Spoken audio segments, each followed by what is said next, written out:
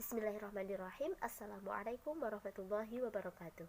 Halo teman-teman, kami dari kelompok 3 Tadris IPA A yang beranggotakan saya sendiri, Arifah Nur Aini, Devi Fatmawati, Diah Yulida Arumawati, dan Dwi Fitri Khotimah akan mempresentasikan makalah metodologi penelitian pendidikan kualitatif yang berjudul Perbedaan Paradigma Penelitian Kualitatif dan Kuantitatif.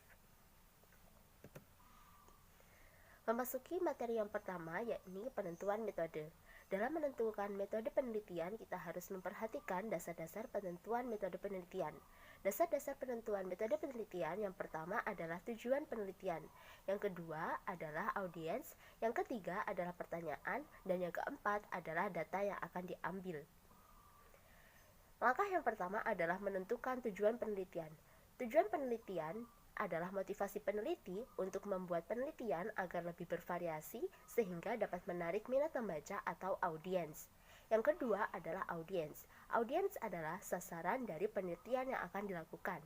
Tujuan penelitian akan menentukan peminat pembaca atau audiensnya. Misalnya, penelitian efektivitas media pembelajaran, maka audiensnya adalah guru, dosen, hingga mahasiswa. Ketiga adalah pertanyaan. Pertanyaan yang diambil dari teori yang sudah ada biasanya bercorak kuantitatif. Maka, dalam hal ini, metode yang digunakan adalah metode penelitian kuantitatif. Sedangkan pertanyaan yang tujuannya menciptakan teori baru cenderung menggunakan metode kualitatif. Dan yang keempat adalah data yang akan diambil. Metode kualitatif menggunakan data yang diambil dari kegiatan wawancara, observasi lapangan, dan dokumen yang ada. Sedangkan metode kuantitatif menggunakan data yang diambil dengan cara survei, eksperimen, testing, dan pengisian kuesioner atau angket. Nah, teman-teman, dalam menentukan sebuah metode penelitian, kita juga harus mempertimbangkan mutu dari masing-masing metode penelitian. Penelitian kualitatif, kriteria mutunya ditentukan oleh kredibilitas peneliti yang mencakup pengetahuan yang cukup, pengalaman, dan pemahaman konteks yang mendalam. Serta data yang diperoleh juga harus berasal dari narasumber yang berpengalaman yang mampu menyampaikan informasi dengan jelas kepada peneliti. Sedangkan penelitian kuantitatif, kriteria mutunya ditentukan oleh akurasi instrumen atau alat ukur. Tantangan terbesarnya dalam penelitian kuantitatif adalah dalam hubungannya dengan alat ukur bagi ilmu sosial dan kemasyarakatan. Pasalnya, alat ukur metode kuantitatif dalam ilmu sosial dan kemasyarakatan harus diciptakan sendiri oleh peneliti itu. Berbeda dengan alat ukur dalam ilmu sains atau eksak, di mana alatnya sudah standar dan validasi, serta reliabilitasnya dapat diuji cobakan di laboratorium. Nah, teman-teman, di sini saya akan menyampaikan contoh dari penerapan penentuan metode penelitian dalam ilmu biologi. Permasalahan yang saya ambil adalah efektivitas penggunaan alat peraga sistem peredaran darah dalam materi sistem peredaran darah manusia kelas 8 di sebuah sekolah. Ketika kita mengambil penelitian jenis kualitatif, tujuan penelitiannya adalah untuk mengetahui efektivitas alat peraga peredaran darah bagi siswa SMP atau MTS kelas 8 dan juga guru. Kemudian, audiensnya adalah dosen, guru, dan juga mahasiswa. Data-data yang diambil adalah data yang diambil dari kegiatan wawancara terhadap siswa dan guru, observasi lapangan, dan juga dokumen yang ada. Pertanyaan yang digunakan adalah pertanyaan yang sifatnya deskriptif dengan memberikan gambaran tentang alat peraga sistem peredaran darah efektif digunakan sebagai media pembelajaran di sekolah tersebut atau tidak. Jawaban dari pertanyaan tersebut dapat memunculkan sebuah pembahasan sehingga diperoleh suatu pemahaman yang baru. Nah, dari langkah-langkah penentuan metode tersebut, kita dapat menggunakan penelitian jenis penelitian kualitatif. Nah, berbeda lagi ketika kita menggunakan penelitian jenis kuantitatif dengan permasalahan yang sama, yakni efektivitas penggunaan alat peraga sistem peredaran darah dalam materi sistem peredaran darah manusia kelas 8 di sebuah sekolah. Tujuan penelitian ketika kita menggunakan penelitian kuantitatif adalah untuk mengevaluasi kegiatan pembelajaran ketika menggunakan alat peraga dan tanpa alat peraga. Kemudian audiensnya adalah dosen, guru, dan juga mahasiswa. Data yang diambil dalam penelitian ini diambil melalui kegiatan pengisian angket atau kuesioner yang dilakukan oleh siswa dan juga guru. Kemudian pertanyaan yang diambil adalah pertanyaan yang relevan dengan teori yang sudah ada, yakni tentang efektivitas media pembelajaran. Berdasarkan penentuan metode penelitian yang digunakan, maka kita dapat menggunakan penelitian tipe kuantitatif. Perkenalkan, nama saya Devi Watnawati dengan NIM 207190013. Nah, di sini saya ingin menjelaskan mengenai landasan teori. Sebelum itu, teori sendiri merupakan menurut Kellinger 1978. Teori adalah perangkat konsep, definisi, dan proposisi yang berfungsi untuk melihat fenomena secara sistemik melalui spesifikasi hubungan antar variabel, sehingga dapat berguna untuk menjelaskan dan meramalkan fenomena. Menurut Wiersma 1986, teori adalah generalisasi atau kumpulan generalisasi yang dapat digunakan untuk menjelaskan berbagai fenomena secara sistemik. Menurut Cooper dan Shindler, teori adalah seperangkat konsep, definisi, dan proposisi yang tersusun secara sistematis sehingga dapat digunakan untuk menjelaskan dan meramalkan fenomena. Dari pengertian, dapat disimpulkan bahwa teori merupakan konsep, definisi, dan proposisi yang dapat digunakan untuk menjelaskan dan meramalkan fenomena secara sistemik.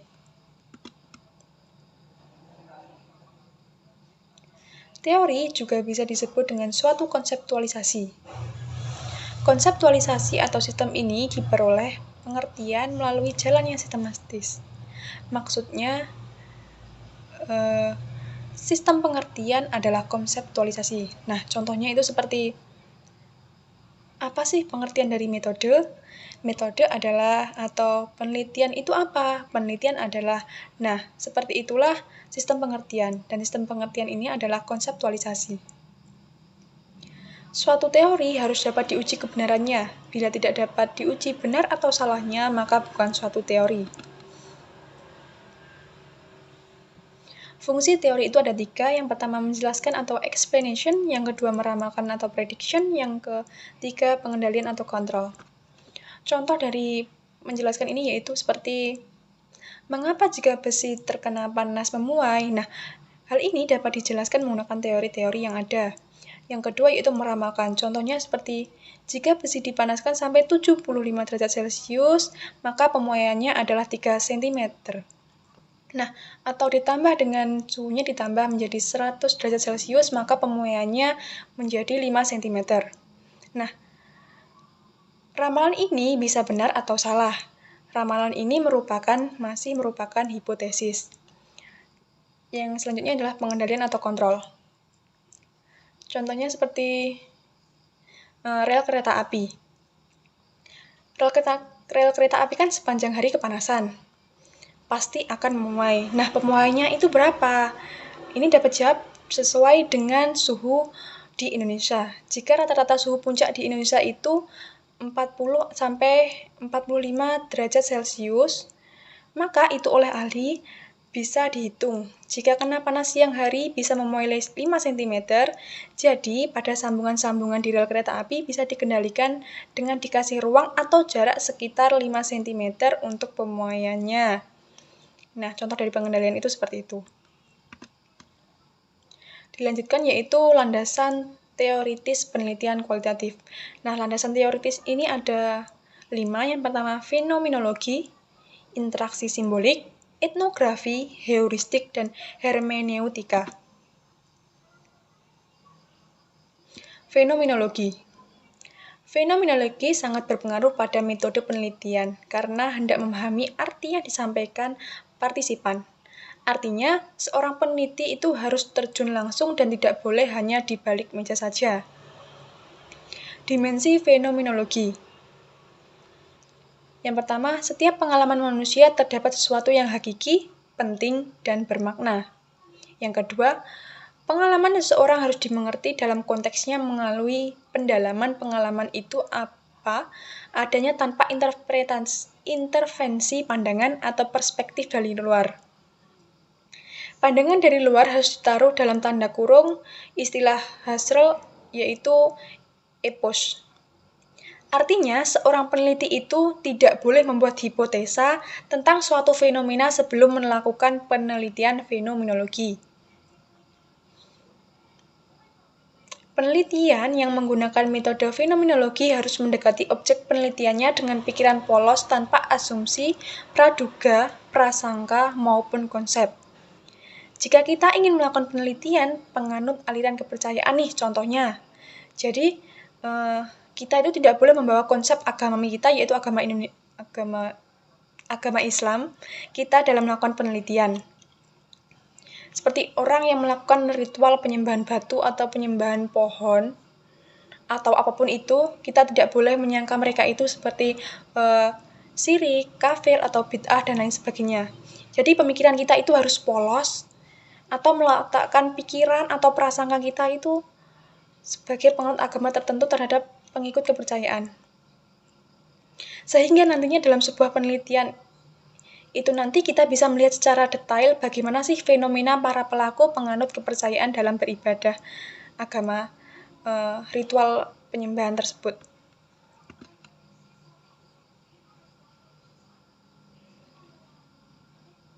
Dilanjutkan yang kedua yaitu interaksi simbolik. Dalam interaksi simbolik ini, setiap tindakan individu adalah produk masyarakat, lebih khusus lagi produk interaksi sosial. Dalam teori Bloomers, interaksi simbolik itu ada 3. Yang pertama meaning atau arti, yang kedua language ada bahasa, yang ketiga thought atau pemikiran. Meaning atau arti itu merupakan aktivitas manusia terhadap orang lain dan barang dan didasarkan pada arti yang mereka berikan pada orang lain dan barang tersebut. Nah, contohnya itu peneliti melihat masyarakat berinteraksi dengan orang lain atau dengan benda lain seperti interaksi manusia dengan alam, interaksi manusia dengan pohon, atau interaksi dengan hewan, dan lain sebagainya. Language atau bahasa memberikan manusia suatu arti yang diungkapkan dengan simbol-simbol. Contohnya penggunaan bahasa yang digunakan itu seperti apa, atau ada diksi dalam budaya masyarakat tersebut, atau ada makna-makna tersendiri terhadap penyimbulan oleh masyarakat. Yang ketiga yaitu thought atau pemikiran. Merupakan modifikasi penafsiran setiap individu terhadap simbol. Nah, contohnya itu seperti ketika kita saat melakukan penelitian, kita sebagai peneliti bisa menafsirkan bagaimana manusia bisa berinteraksi dengan simbol-simbol atau hal-hal yang ada di sekitarnya. Premis dasar interaksi sosial. Yang pertama, tindakan manusia terhadap sesuatu berdasarkan arti yang dimilikinya tentang sesuatu tersebut. Tindakan manusia tidak akan sama kepada semua objek. Karena setiap objek memiliki arti tertentu, maka reaksi manusia terhadap masing-masing objek akan berbeda.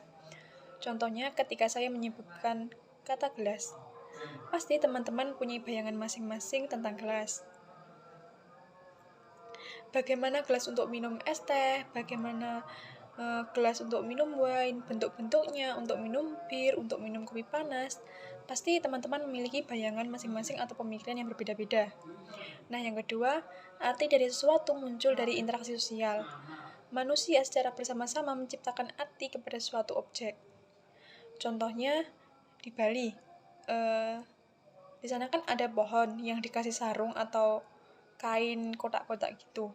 Nah, itu menunjukkan bahwa masyarakat Bali memberikan atau menciptakan sebuah arti tersendiri bagi pohon tersebut.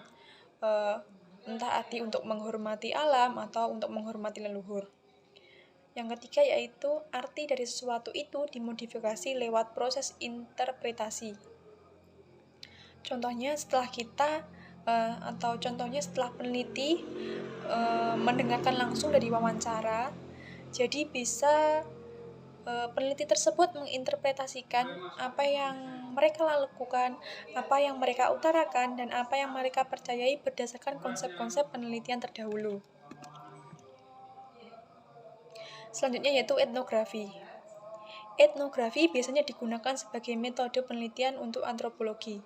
Karena etnografi berasal dari kata ethnos dalam bahasa Yunani yang berarti orang atau kelompok budaya atau budaya. Budaya dimengerti sebagai keseluruhan yang dipelajari, kebiasaan dan nilai-nilai. Asumsinya bahwa manusia selalu berada dalam budayanya sendiri. Etnografi berfungsi untuk mencari pemahaman tentang budaya. Artinya bagaimana kita memahami budaya, tujuan dari adanya budaya tersebut, untuk apa adanya budaya tersebut. Nah, contohnya kalau di Ponorogo itu masih banyak kan acara pitonan, tedak siten. Nah, sebenarnya tujuan dari acara adat tersebut tuh untuk apa? Nah, itulah gunanya etnografi, yaitu untuk mencari pemahaman tentang budaya tersebut. Selanjutnya yaitu heuristik. Kata heuristik berasal dari kata bahasa Yunani yaitu heuriskeion, berarti menemukan atau discovery, mendapatkan atau to find. Hal ini menunjukkan kepada proses pencarian internal di mana seseorang berusaha untuk memahami hakikat dari pengalaman. Metode ini mengedepankan peranan peneliti yang mampu menemukan sesuatu yang baru yang membuat dirinya sendiri juga kaget dengan penemuan tersebut. Artinya, peneliti di sini juga harus memiliki pengalaman dan minat yang tinggi terhadap objek yang akan ditelitinya. Nah, contohnya itu seperti yang mudah saja, untuk seperti jamu kunyit asam. Biasanya kan kalau untuk wanita jamu kunyit asam itu untuk pelancar haid. Nah, peneliti ini ingin melakukan penelitian terhadap jamu kunyit asam ini. Maka dia melakukan wawancara terhadap pembuat jamu ini terlebih dahulu untuk mendapatkan data-data, lalu peneliti akan melakukan penelitian. Nah, tiba-tiba peneliti ini mendapatkan bukti bahwa jamu kunyit asam ini dapat menyembuhkan kanker. Nah, jadi seperti penemuan tak terduga inilah yang membuat peneliti kaget dan membuat peneliti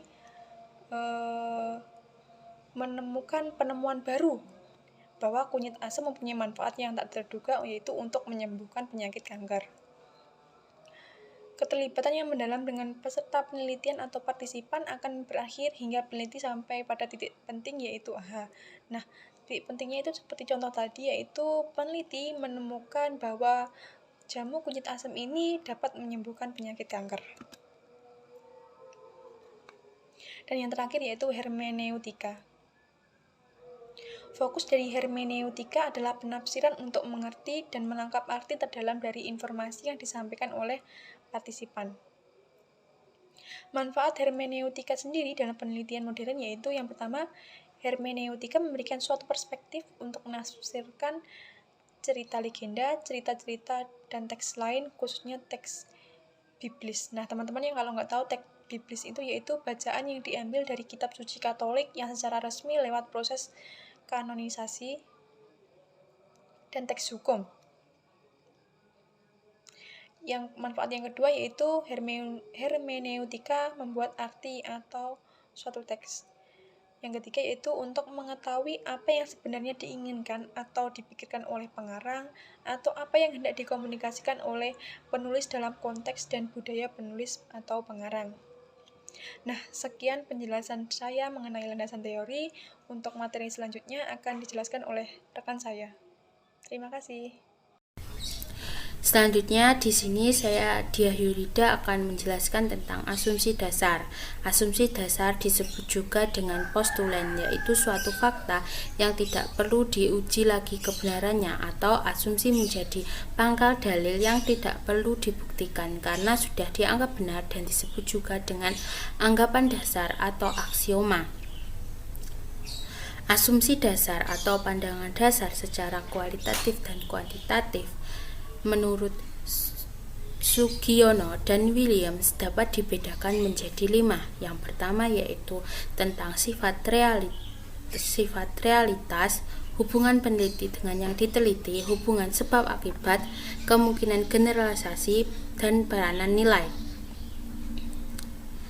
Selanjutnya yaitu sifat realitas, di mana dalam penelitian kuantitatif sifat realitasnya yaitu tunggal, konkret, dan teramati, sedangkan dalam penelitian kualitatif ganda, holistik, dinamis, dan hasil konstruksi, dan merupakan hasil konstruksi dan pemahaman.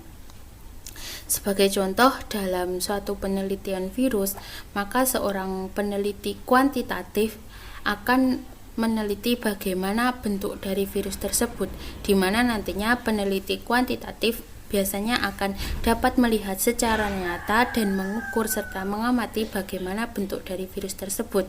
Sedangkan dalam penelitian kualitatif, ibarat meneliti virus, seorang peneliti kualitatif biasanya melihat setiap komponen dari virus tersebut dan hubungannya, seperti penelitian bagaimana sifat masyarakat terhadap persebaran infeksi virus. Tentunya jawaban yang diperoleh akan berbeda-beda, dan ini merupakan hasil pemahaman yang dibangun dari hasil pemahaman masyarakat. Selanjutnya yaitu hubungan peneliti dengan yang diteliti. Dalam penelitian kualitatif, hubungan peneliti dengan yang diteliti adalah bersifat independen. Sebagai contoh, dalam suatu penelitian jenis tanaman obat dan manfaatnya, seorang peneliti kualitatif biasanya akan membuat suatu angket yang akan disebarkan kepada objek penelitian. Tetapi seorang peneliti tidak harus mengenal atau mungkin bahkan tidak mengenal siapa yang akan mengisi dari angket tersebut. Sedangkan dalam penelitian kualitatif yang bersifat interaktif dan tidak dapat dipisahkan, peneliti cenderung akan terjun dan melakukan wawancara kepada objek yang diteliti sehingga terjadi interaksi di dalamnya. Sebagai contoh, penelitian kualitatif tentang tanaman obat ibarat di suatu desa tertentu.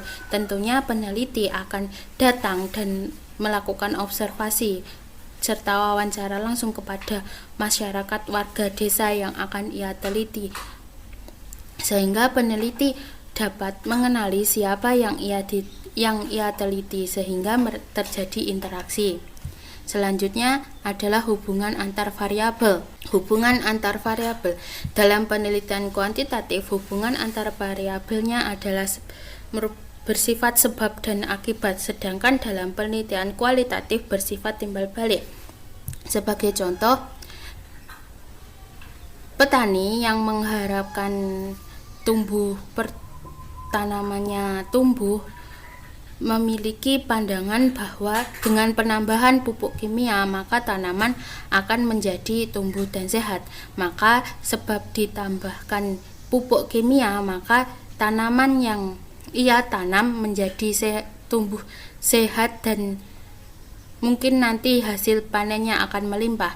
Tetapi dalam penelitian kualitatif, karena ini bersifat timbal balik, maka jikapun tanaman itu akan tumbuh subur dan sehat dengan penambahan pupuk, maka penelitian kualitatif juga melihat bagaimana jika petani juga menggunakan pupuk kimia, maka petani juga harus menambah biaya untuk melakukan perawatan tanaman tersebut untuk membeli pupuk kimia. Selanjutnya yaitu kemungkinan generalisasi. Kemungkinan generalisasi dalam penelitian kualitatif memungkinkan generalisasi, sedangkan dalam penelitian kualitatif cenderung transferability, di mana sebagai contoh yaitu ibarat meneliti suatu virus. Dalam penelitian kuantitatif seperti penelitian virus COVID-19, di mana virus COVID-19 ini dinamakan dengan virus corona karena sebelumnya sudah ada penelitian suatu virus yang diberi nama virus corona karena memiliki mahkota. Karena COVID-19 ini memiliki bentuk dan ciri yang sama seperti pada virus corona sebelumnya, maka virus ini juga dinamakan dengan virus corona walaupun berbeda varian.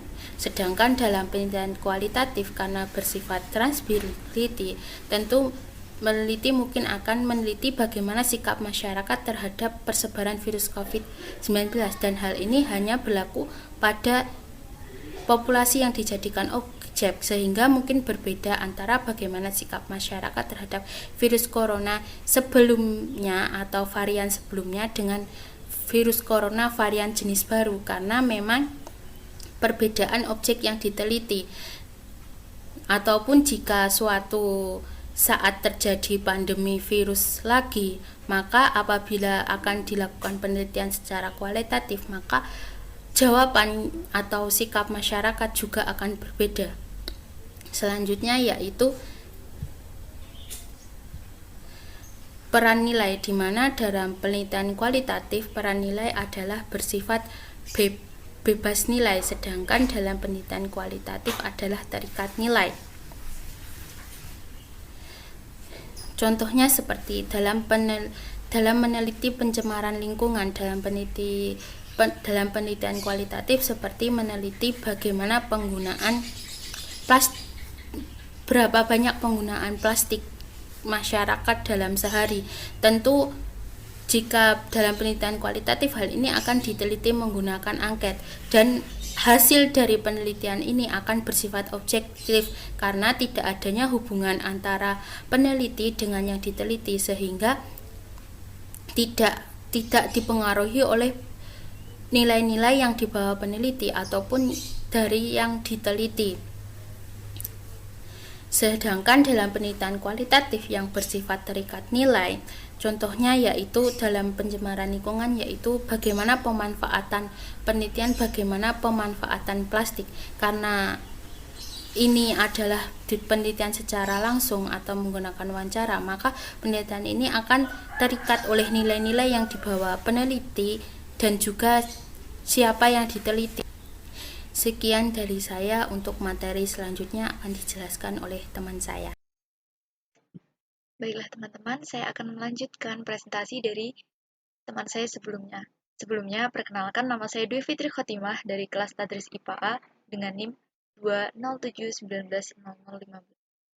Di sini saya akan melanjutkan dengan materi model-model penelitian kualitatif. Model dan jenis penelitian kualitatif seringkali menjadi pembahasan yang tumpang tindih, karena munculnya istilah model dan jenis itu didasarkan pada penyebutan para ahli metode penelitian dan dalam mengklasifikasikan model dan jenis penelitian. MC Milan menyebutkan klasifikasi penelitian menjadi model penelitian kualitatif dan juga kuantitatif.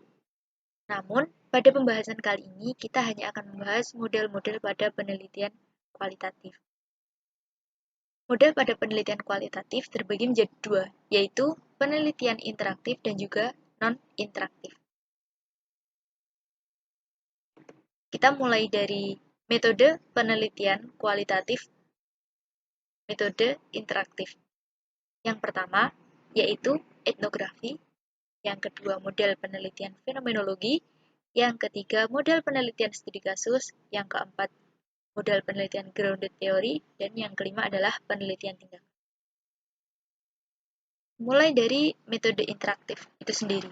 Interaktif itu menurut KBBI memiliki arti bersifat saling melakukan aksi antar hubungan dan saling aktif. Nah, dalam sumber yang lain disebutkan juga bahwa interaksi atau interaktif itu memiliki arti keadaan yang ditandai dengan pertukaran percakapan dan masukan. Selanjutnya, kita ke model penelitian yang pertama, yaitu model etnografi. Model etnografi ini didasarkan pada antropologi. Nah, penelitian ini menyelidiki suatu kelompok kebudayaan di lingkungan alamnya dalam periode waktu yang cukup lama. Cukup lama di sini dalam pengumpulan data. Lalu, kajian penelitian ini berfokus pada tindakan-tindakan, bahasa, kepercayaan, ritual, dan pandangan hidup dari kelompok masyarakat tertentu. Asumsi dasar yang dibangun dalam penelitian etnografi ini adalah bahwasannya manusia yang hidup bersama selalu memiliki hubungan dengan manusia yang lain. Interaksi yang berlangsung secara terus-menerus dan dalam jangka waktu yang cukup lama akan membentuk sebuah budaya. Budaya di sini diartikan sebagai kumpulan dari pola perilaku sekelompok orang yang hidup bersama dalam suatu wilayah tertentu, yang membentuk standar perilaku norma-norma, dan nilai-nilai yang menjadi pegangan mereka dalam sebuah kelompok interaksi tersebut. Nah, fokus penelitian dari model etnografi ini terdapat pada pola-pola yang berhubungan dengan gagasan-gagasan kepada individu lain, orang, dan objek material, orang kepada orang, kelompok kepada kelompok, dan pekerjaan alat-alat terhadap semua persoalan. Namun, penelitian ini tidak hanya berhenti pada pola, namun dilanjutkan dengan mencari makna dari pola yang telah ditemukan. Yang kedua, yaitu model fenomenologi. Model ini merupakan penelitian yang mengidentifikasi hakikat pengalaman manusia mengenai sebuah fenomena tertentu. Nah, tugas utama atau peran utama metode model ini adalah menangkap proses dan interpretasi. Untuk mencapai tujuannya atau tugasnya untuk menangkap proses dan juga interaksi interpretasi tersebut, harus ada pemahaman yang bersifat empatik atau kemampuan menghasilkan ulang pikiran, perasaan, dorongan, dan pikiran di balik tindakan orang lain. Sehingga mampu untuk menangkap makna dari perilaku seseorang tersebut. Menurut pendapat lain, tujuan dari model fenomenologi ini adalah untuk mengungkap arti pengalaman hidup manusia tentang sebuah gejala. Selanjutnya, yaitu model ketiga, studi kasus. Model studi kasus merupakan sebuah model penelitian yang mendalami sebuah kasus dengan cara mendalam dan melibatkan pengumpulan beraneka ragam sumber informasi. Nah, ini yang tertulis di sini ini menurut Creswell, yaitu suatu eksplorasi dari sistem-sistem yang terkait kasus. Nah, bentuk dari studi kasus ini dapat berupa deskriptif, eksplorasi, dan explanatory.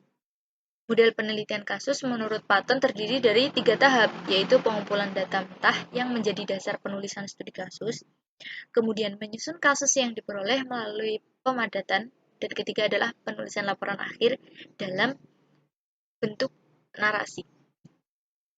Kemudian selanjutnya, model keempat, yaitu grounded theory. Model ini merupakan penelitian yang bertujuan untuk membangun teori dasar dari penelitian yang disimpulkan. Dan penelitian ini menjelajahi perkembangan teori. Serta melalui metode inilah teori-teori itu biasanya dikembangkan. Nah, asumsi yang dapat dibangun dari teori ini, model grounded theory ini, adalah tidak ada kebenaran yang mutlak sekalipun sering kita percaya bahwa hal itu ada. Dan yang kelima, yaitu model penelitian tindakan. Nah, penelitian tindakan itu sendiri merupakan sebuah bentuk penelitian atau refleksi diri yang dilakukan oleh para partisipan dalam situasi sosial untuk memperbaiki praktik yang dilakukan sendiri. Esensi dari penelitian tindakan ini adalah terdapat 2 macam, yaitu perbaikan dan keterlibatan. Nah, kedua esensi tersebut itu mengarahkan pada tujuan penelitian. Tujuan penelitian itu diarahkan kepada 3 bagian atau 3 area atau 3 ranah, yaitu untuk memperbaiki praktik, untuk pengembangan profesional, dan untuk memperbaiki keadaan di mana praktik itu dilaksanakan. Sehingga praktik penelitian tindakan ini bertujuan untuk mengungkap sebuah masalah dan sekaligus memberikan langkah pemecahan terhadap masalah yang dihadapi. Nah, setelah beberapa model penelitian interaktif, kemudian kita juga terdapat model penelitian kualitatif metode non-interaktif. Maaf, di sini ada kesalahan penulisannya. Non-interaktif.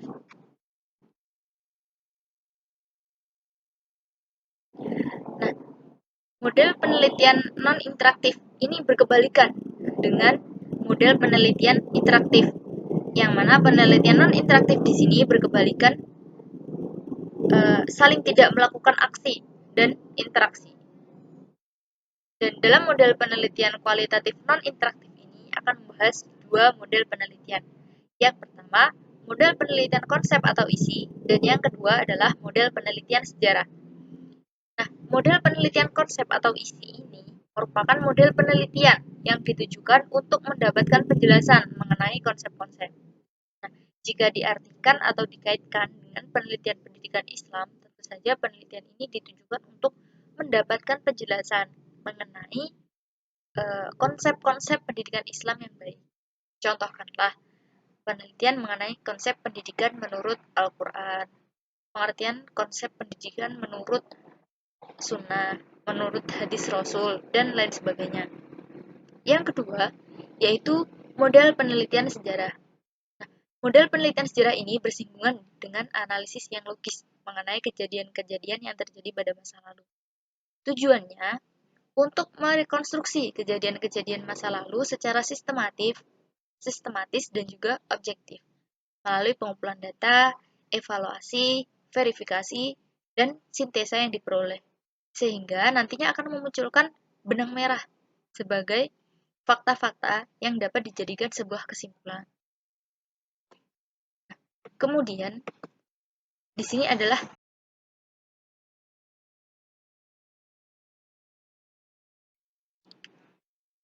contoh penelitian kualitatif dalam bidang peminatan biologi yang dapat dianalisis, yaitu menggunakan metode kualitatif adalah etnobiologi. Etnobiologi merupakan salah satu cabang ilmu biologi yang berkaitan atau membahas mengenai tumbuhan dan budaya. Salah satu hal yang ingin saya bahas di sini adalah berkenaan dengan acara 7 bulanan bayi, atau lebih dikenal dengan piton-piton atau tedak siten. Nah, dalam budaya yang banyak dilakukan oleh kebanyakan masyarakat ini, melibatkan beberapa unsur tumbuhan, seperti tebu, daun janur, beberapa jenis bunga-bungaan, dan lain sebagainya. Model yang tepat jika kita menggunakan dalam analisis ini, yaitu adalah model etnografi, yang mana model etnografi sendiri membahas penelitian dengan menggunakan pendekatan budaya. Tentu saja, antara etnografi dan juga etnobiologi ini berkaitan. Nah, klaim yang diakui atau dipercaya oleh masyarakat, tradisi ini dilaksanakan sebagai penghormatan kepada bumi, tempat anak mulai menginjakkan kakinya ke tanah. Ketika diidentifikasi dalam banyak makna, terdapat banyak makna di dalamnya. Seperti adanya banyak jadah yang berwarna-warni, seperti ini, itu dianalogikan sebagai simbol kehidupan atau warna dalam kehidupan si bayi kelak. Tumpeng yang seperti ini tadi,